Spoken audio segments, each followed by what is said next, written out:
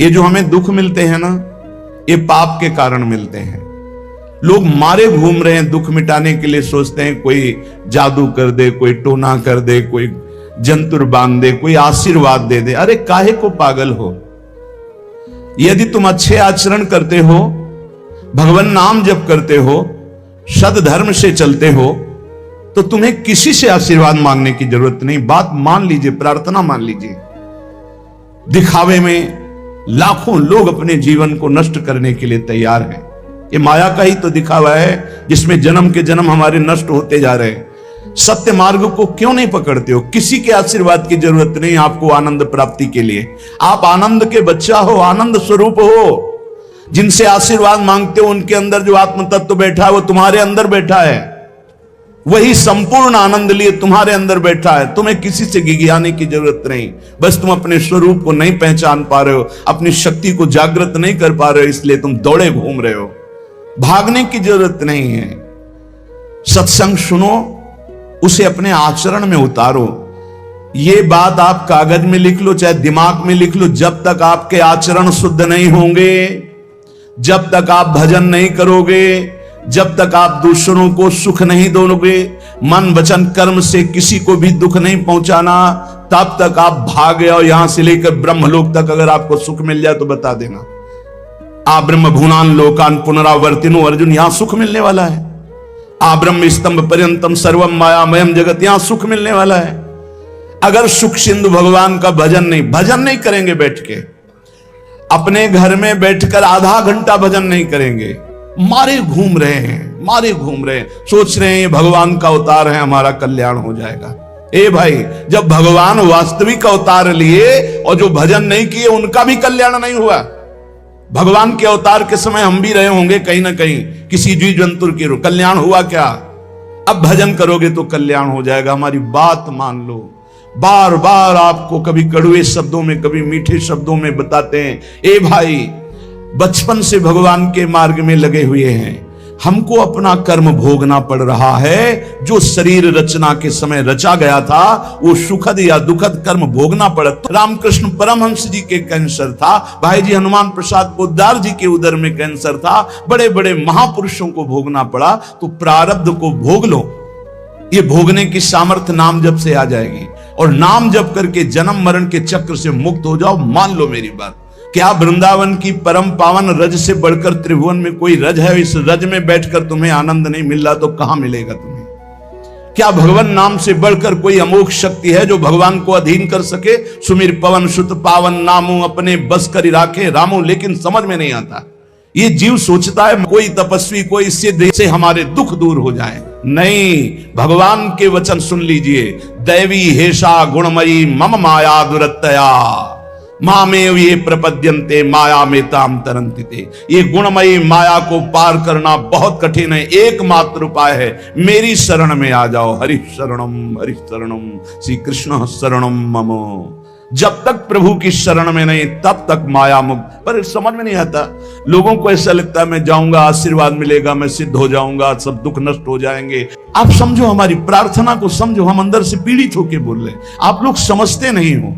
भगवान का भजन किए बिना कहीं भी भाग के चले जाओ, आपको शांति नहीं मिलेगी प्यारे। और घर में बैठकर यदि भजन करोगे तो घर तीर्थ हो जाएगा। घर में भगवान पधारेंगे, आप आनंदित हो जाओगे। संत संग का फल होता है भागना, मिट जाना। सत्संगत संस्कृति कर अंता, ये जो जन्म मरण का भागना ये मिट जाएगा। ये छोटे मोटे भागने से, शब्द सुना, मनन किया, आचरण में लग गए। कभी महीना 2 महीना में अगर संयोग बना तो हम बैठ के सत्संग सुन रहे हैं, नहीं तो हमारे पास यंत्र है, हम रोज उससे नवीन उत्साह प्राप्त करें भगवत मार्ग में चलने का। जब मिले तब दर्शन कर लिए, नहीं तो हम उनकी आज्ञा पर चल रहे हैं तो हमारा सदैव सानिध्य है। भागने की जरूरत नहीं भाई, नहीं। थोड़ा चैन लो, थोड़ा शांति लो। भागने की जरूरत नहीं है। अंदर से भगवान को सुमिरन करने की जरूरत है। थोड़ा संयम में आओ। जिसको देखो मनमानी आचरण कर रहा है, सोचता है कोई संत महात्मा आशीर्वाद दे देंगे, तो तुम्हें संत महात्मा मिलेंगे ही नहीं।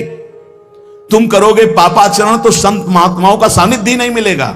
पापवंत कर सहज स्वभाव, भजन मूर्ति भावन काऊ, जो पे दुष्ट हृदय सोई होई, मोरे सन्मुख आओ की सोई। अच्छे आचरण करो, घर बैठे महात्मा मिल जाएंगे।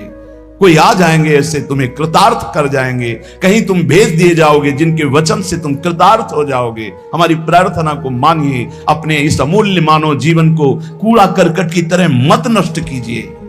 श्रीपाद कह रहे, नेत्रे उत्पाटित सपदि स्त्री क्षणे लालसा चेत। यदि ये गंदी लालसाएं उत्पन्न हो रही हैं तो थोड़ा शासन में लाओ अपनी इंद्रियों को, छूट मत दो। बहुत जीवन व्यर्थ कर दिया इन इंद्रियों ने, अब सावधान हो जाओ। तुम स्वतंत्र सिंहवत जीवन व्यतीत करने के लिए मानव जीवन प्रकट किए भगवान ने तुम्हारा।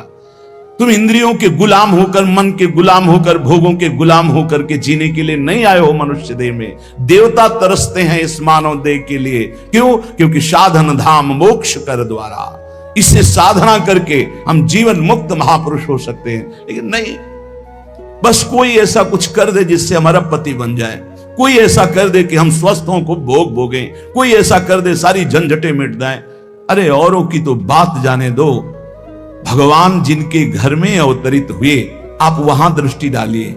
इतने बड़े भजनानंदी महात्मा वसुदेव और देवकी कंस कारागार में बंद किए हुए, भगवान पधार रहे हैं हथकड़ी बेड़ियों से जकड़े हुए। आप विचार कीजिए, भगवान की सिवा तुम्हें कोई बंधन मुक्त नहीं कर सकता।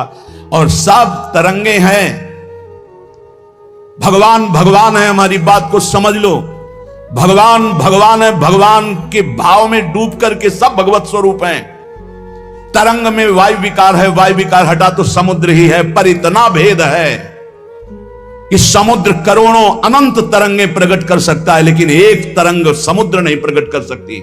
ऐसे ही जितने महापुरुष हैं, जितने सिद्ध महापुरुष हुए, भक्त हो चाहे ज्ञानी हो चाहे योगी हो, वो माया विकार को नष्ट करके ब्रह्म रूप में लीन हो गए, तो ब्रह्म स्वरूप वो भी हो गए। ब्रह्मविद ब्रह्म ही भवति। लेकिन ब्रह्म तो ब्रह्म है, जिसने एक संकल्प मात्र से अनंत सृष्टि का सृजन कर दिया, उसकी समानता करने वाला त्रिभुवन में कोई नहीं। तो उन्हीं भगवान की, चाहे निराकार मानो, साकार मानो, सगुण मानो, निर्गुण मानो, उन्हीं भगवान की शरण में जाने के लिए सब संत महात्मा, और जो भगवान की शरण से अलग करके अपने को भगवान माने, तो हमें लगता है फिर बचना चाहिए ऐसे भगवानों से, जो अपने वचन से, अपने आचरण से, अपनी हृदय की भावनाओं से जीवों के माया जनित आकर्षण को नष्ट करके श्री भगवान से प्रीति करावे। उसे संत कहते हैं, उसे ब्रह्मर्षि कहते हैं, उसे महात्मा कहते हैं, उसे भक्त कहते हैं। शास्त्र उठा के देख लो, ब्रह्म स्वरूप हो गए हैं। दूसरों ने अनुभव किया कि साक्षात ब्रह्म है, लेकिन वो जब बोले तो अपने को ब्रह्म नहीं बोले।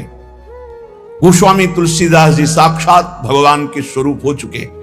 वो क्या कह रहे हैं? जो मैं अपने अवगुण कहूं, बाढ़ई कथा पार नहीं लहूं, ताते मैं कछु अलप बखाने, थोड़े महू समुझे सयाने। कह रहे मैं अपने अवगुणों की यदि कथा कहूं तो ग्रंथ भर जाएगा। थोड़े बता दिए हैं कि मैं अवगुणी हूं, इसमें जो विवेकी जन हैं वो समझ पाएंगे मेरी बात को। क्या समझ पाएंगे? कि भगवान की शरण में जाने से जीव भगवत स्वरूप हो जाता है। गोस्वामी जी भगवत स्वरूप है, सामने भगवान बैठे हुए सबरी माता का स्तवन कर रहे हैं नवधा भक्ति के द्वारा। और सबरी जी ऐसा करें, अधम ते अधम अधम अति नारी, तिन मां मैं मति मंद अघारी। ये है महापुरुष। भगवान के चरणारविंद की, नाम की, लीला कथा की वृत्ति हृदय में जिनके संग से जागृत हो, वही सत्संग है। हम लोग बड़े बावरे हैं। अरे तरंग जिनके आश्रय से जीव ब्रह्ममय हो जाता है, भगवत स्वरूप हो जाता है, वही तुम्हें करना है। यही सत्संग से प्राप्त होता है। अगर ये ना प्राप्त हो तो सत्संग नहीं है, वो कहीं ना कहीं घुमा करके हमको भटकाया जा रहा है।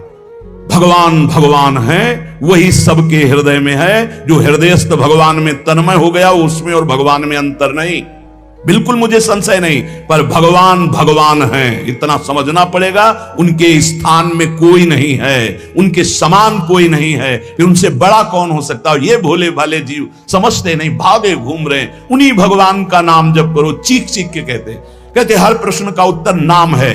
अगर नाम जप करके देखो तो प्रश्न ही नहीं रह जाएगा, सब समाधान हो जाएंगे। और भागे घूमे तो कभी प्रश्न की कभी शांति नहीं होगी, संशय पर संशय उठता चला जाएगा। श्रीपाद कह रहे हैं, यदि हमारी इंद्रियां कुमार्गगामी हो रही तो हमें शासन में लेना चाहिए। शासन में नहीं लोगे तो शासन तुम्हें शासन में ले लेगा। दो शासन है, एक है राष्ट्रीय शासन, एक है भागवतिक शासन। भागवतिक शासन जब लेगा तो फिर कोई बचा नहीं सकता, इसलिए अभी अवसर है, निकल चलो, निकल चलो। भागने की कहीं जरूरत नहीं, किसी से आशीर्वाद नहीं मिलेगा। कब होगा? हम कह रहे राधा राधा जपो, अगर कल्याण ना हो जाए तो हमें बता देना। भगवान अर्जुन से क्या कह रहे हैं? सामने अर्जुन जी खड़े हैं, कह रहे हैं तुम मुझे तभी अनुभव कर पाओगे जब अनन्य चेता सततम यो माम स्मृति नित्य सा तस्याम सुलभा पार्थ। सामने खड़े हो, कह रहे सुलभ नहीं हूं मैं, सुलभ उनके लिए हूं जो मेरा अनन्य भजन करते हैं, अनन्य चिंतन कर। पकड़ ही नहीं पा रहे, लाख सत्संग सुन रहे, पकड़ ही नहीं पा रहे। बिल्कुल नहीं, ऐसे नहीं हो। थोड़ा विवेकवान हो, मनुष्य जीवन मिला है। ऐसा नहीं कि कोई तुम्हें प्रलोभन दे दे तो हम तुम्हारे रोग नष्ट कर देंगे, हम तुम्हें सिद्ध कर देंगे, हम तुम्हें धनी बना देंगे। हम कहते हैं कि हो सकता है 1000 जाते हैं उनमें से 100 लोग ठीक हो गए हों। कैसे? पूर्व का पुण्य 100 का तुक्का लगा और ठीक हो गए। वो कहते हैं कि मैं कसम खा के कहता हूं मैं ठीक हो गया हूं। हम बिल्कुल 100% मानते ठीक हो गए, लेकिन उसके प्रताप से नहीं, आप अपने पुण्य प्रताप से ठीक हो गए। आपके ठीक होने का समय आ गया है, इसलिए आपका तुक्का लगा, आप गए, यश उसको मिल गया और आपका काम बन गया। हमारी बात को समझो। अपने लोग बहुत शास्त्र सम्मत, बहुत उसको सुलझ कर भगवत मार्ग को चल करके आपको बोल रहे हैं। अगर इन कर्मों को मिटाने के लिए जो हमारे शास्त्र बने हुए हैं उनके सिद्धांत के अनुसार चला जाए तो मिटा दिया जाएगा। लेकिन जब मिटाने की सामर्थ्य आती है तब लगता है अब इसको रख के क्या करेंगे, हमारे को तो प्रभु के पास जाना है, हमें तो दिव्य भाव देह प्राप्त है, हमें अपने स्वामी, अब इस शरीर का क्या करेंगे। तो जैसे सांप अपनी केचुल से संबंध नहीं रखता, ऐसे महापुरुष अपने शरीर से संबंध नहीं रखते। आप हमारी बात को समझ नहीं पा रहे, भटकते घूम रहे हैं, मारे घूम रहे हैं, क्लेश, अशांति, नाना प्रकार के दुख। अरे भाई, भगवान की शरणागति प्रतिपल परमानंद प्रदान करती है। क्यों नहीं शरण में हो जाते? क्या तुम्हारा पांच भौतिक देह नहीं? क्या हमारा पांच भौतिक देह नहीं? क्या तुम भगवान के अंश नहीं? क्या हम भगवान के अंश नहीं? अंतर क्या है? तुम संसार का चिंतन करते हो, भगवान का चिंतन करते हैं, तो क्या तुम भगवान का चिंतन करके नहीं बन सकते महापुरुष? क्या तुम स्वयं ऐसी शक्तियों को जागृत नहीं कर सकते? तुम सो रहे हो, जागो, भागने की जरूरत नहीं। ये जो गलत इंद्रियां जा रही हैं, इन इंद्रियों को रोकिए, भगवान की तरफ लगाइए। नहीं लगाओगे तो कहीं भाग के चले जाओ, धोखा ही मिलेगा, तुम्हें शांति नहीं मिल सकती, तुम्हें विश्राम नहीं मिल सकता, तुम सुखी नहीं हो सकते। इन बातों को लिख लो और पूरे विश्व में घूम के चले आओ, चाहे जहां चले जाओ, कुछ नहीं होने वाला। मारे मारे केवल घूमते रहो, समय बर्बाद करते हो। वही समय एकांत में बैठकर राम कृष्ण हरि बोलो, राधा बोलो, अभी आनंद आ जाएगा। हम ये नहीं कहते कि तुम करोड़पति बन जाओगे, तुम्हारे सारे काम बन जाएंगे, लेकिन हम ये कहते हैं कि तुम्हारा हृदय शांत हो जाएगा, तुम्हारा भागम भाग मिट जाएगा, तुम एक गंभीर हो जाओगे, धैर्यवान हो जाओगे, तुम लड़ना सीख जाओगे दुखों से, तुम सुखों से भूल करके पापाचरण कर बैठे हो। दुखों में इतना तुम हो जाते हो कि अपने जीवन को भी नष्ट करने की सोच। ये सब भगवत विमुख जीव का लक्षण है। भगवत सन्मुख होने पर सुखों में दूसरों को बांटा जाता है और दुख में सहकर भगवान के नाम का स्मरण करते हुए उस दुख के समय को काटा जाता है। समझते नहीं। यदि तुम्हें वृंदावन में रह के पराई स्त्री को भोगने की इच्छा जागृत हो गई है, पराई स्त्री की तरफ काम दृष्टि से देखने की, आप पराय पुरुष शरीर की तरफ, तो कह रहे हैं कि अच्छा है, इससे अपने नेत्रों में पट्टी चढ़ा लो, मत देखो, ये नष्ट कर देंगे नेत्र तुम्हें। तो बाहर से कपड़े की पट्टी चढ़ाने की जरूरत नहीं है, नासाग्र दृष्टि रखो, इनको शासन में रखो। श्रीपाद करे नेत्रे उत्पाटयति सपदि, जहां साधक असावधान होता है वहां पश्चाताप उसको होता है, जलन होती है और उसके परमार्थ में विघ्न आ जाता है। इसलिए ब्रह्मा जी ने ऐसी रचना की है कि स्त्री को पुरुष शरीर में आकर्षण, पुरुष को स्त्री शरीर में आकर्षण या भोग बुद्धि से देखना, अपने को इसी को सुधारना है। अगर इसी को सुधार लिया तो परमार्थ पुष्ट हो जाएगा। यदि आपको ज्ञान नहीं रहा हो, आपसे ऐसे पाप बन गए हैं, गुरु पत्नी गामी सबसे महापापों में पहले आता है, फिर आता है जो ब्रह्म ऋषिजन हैं उनकी भार्या, फिर आता है मद्यपान, मदिरापान करना, फिर स्वर्ण की चोरी करना।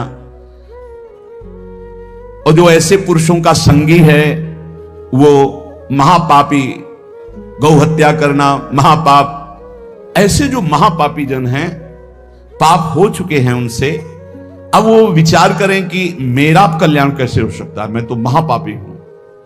तो श्रीपाद करें हर जीव को अंतिम सांस तक भगवत प्राप्ति का मार्ग खुला है। बहुत बड़ी बात है, बहुत बड़ी बात है।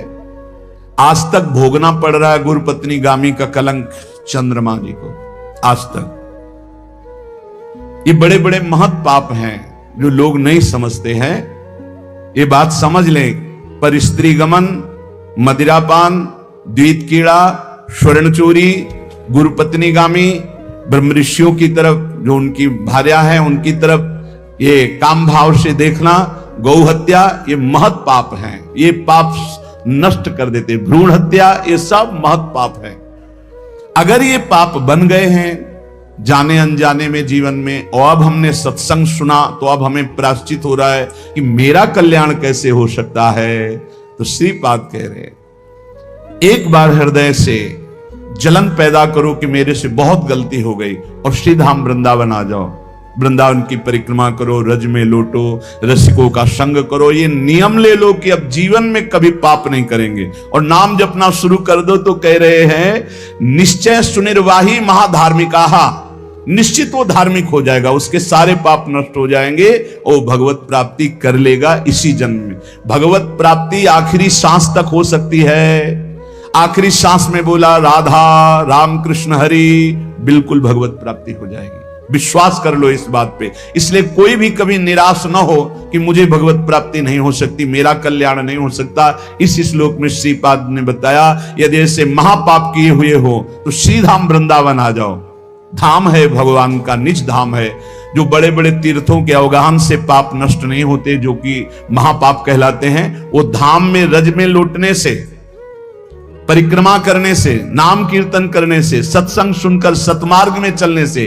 कह रहे हैं निश्चय सुनिर्वाही महाधार्मिका, निश्चय उसके सारे पाप नष्ट हो जाएंगे और वो धार्मिक ही नहीं महाधार्मिक हो जाएगा। यदि ऐसा पुरुष है, ऊपर के श्लोक में जो बताया महापापी, अब कह रहे हैं अगर ऐसा पुरुष है कि कभी धर्म की चर्चा ही नहीं सुनी,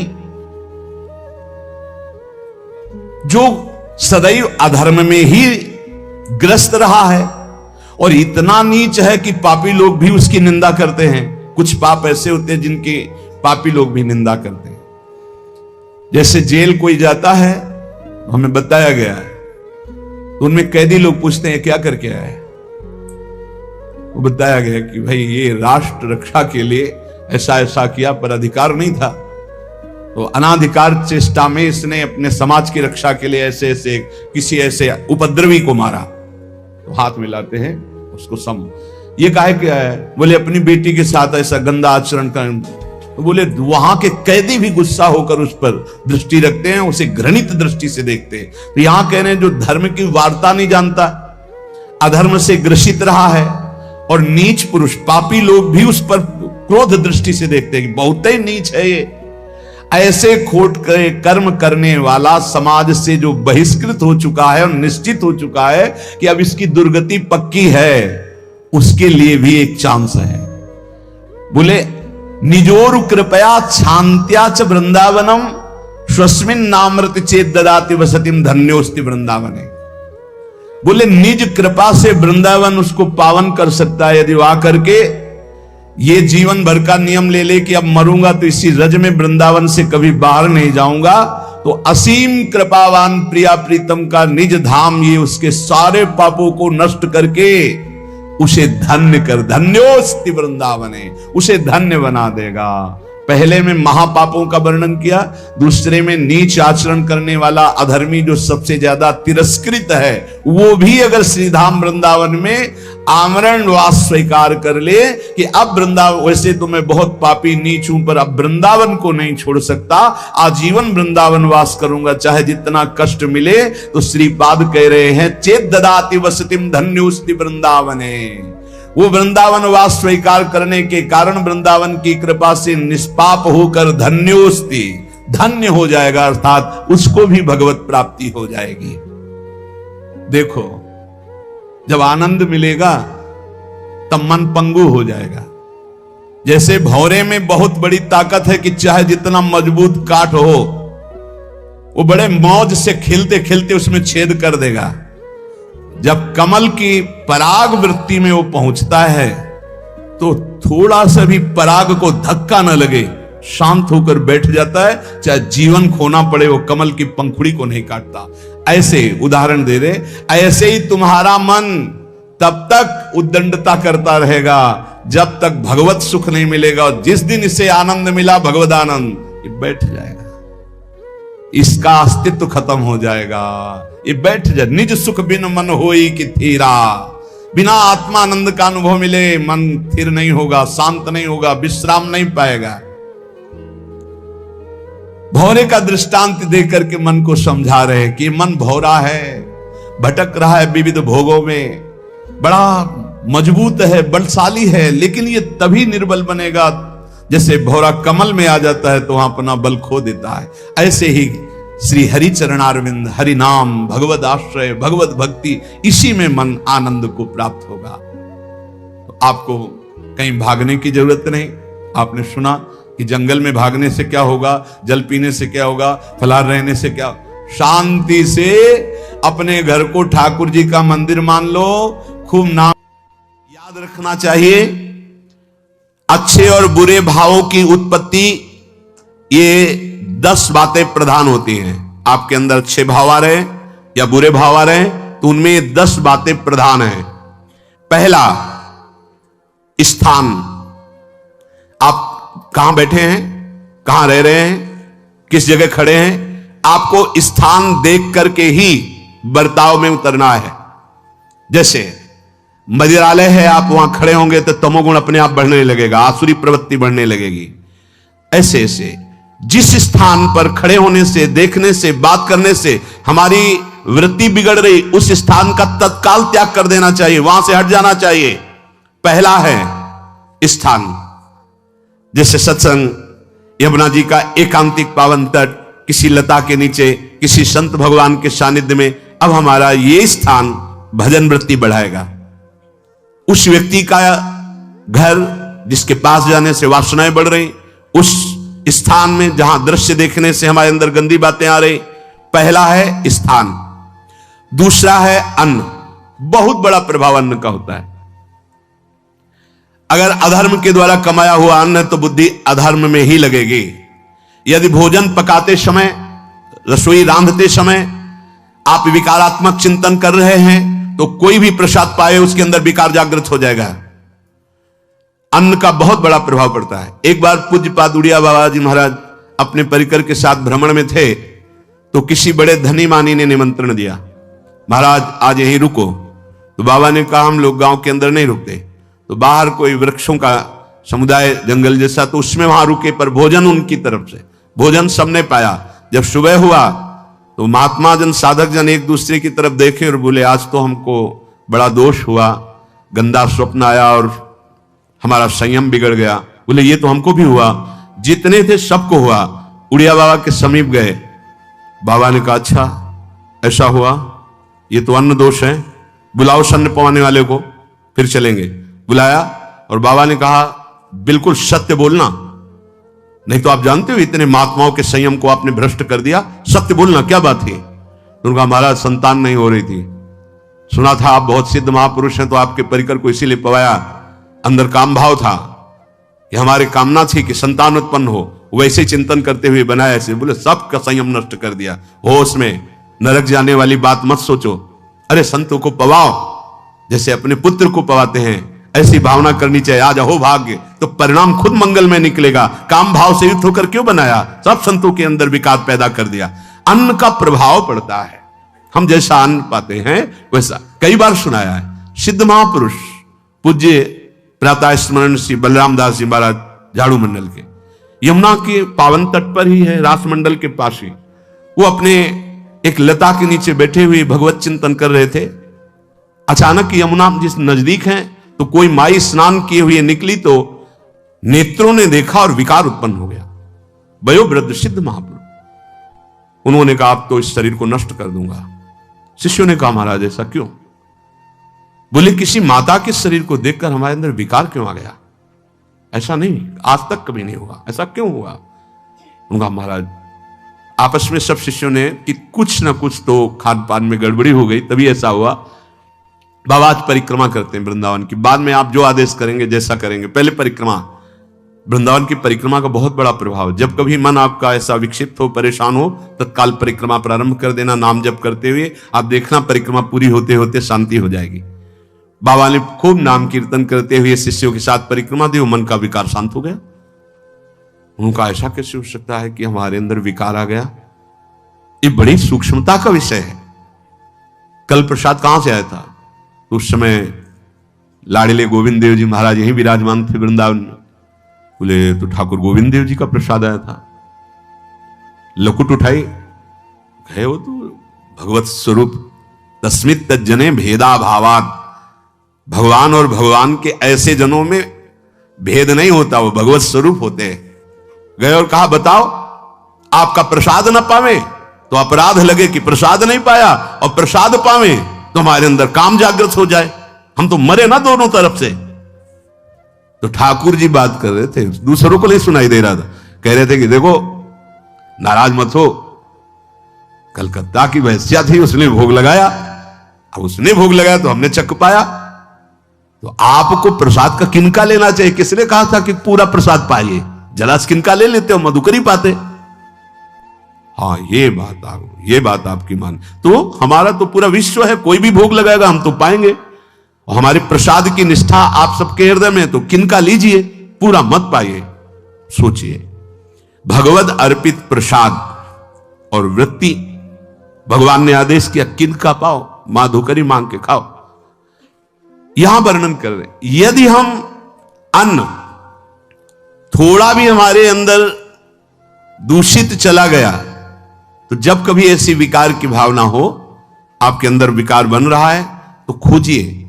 आपने कोई दृश्य देखा है, आपने किसी से बात की है, आपने कोई ऐसा संकल्प बनाया, नहीं, तो फिर भोजन दोष आ गया। अब आज उपवास कर दो, जब तक वो वृत्ति न नष्ट हो तब तक कुछ मत पाना, जल से काम चलाना। तो एक दिन एक पहर अपने आप शांत हो जाएगा। अगर बहुत विकलता हो रही तो नाम कीर्तन शुरू कर दो, भोजन मत पाना, नाम कीर्तन शुरू, बिल्कुल शांति मिल जाएगी, बिल्कुल। और ये तो उदाहरण महापुरुष इसलिए देते कि हम सावधान रहें। हमारे अच्छे भाव या बुरे भाव में ये 10 बातें बहुत प्रभाव डालती हैं। पहला स्थान, दूसरा अन्न, और तीसरा जल।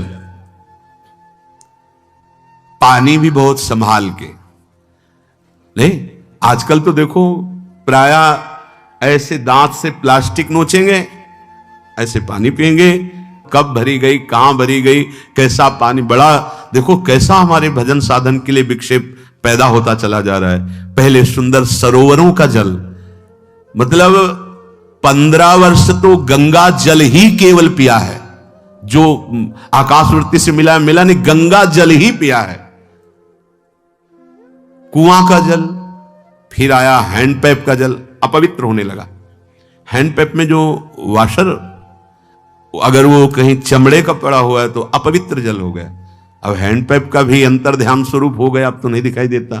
अब रह गया है मोटर से निकले और फिल्टर में जाए, वो मशीन जो फिल्टर करती है पानी को, आरओ, उससे।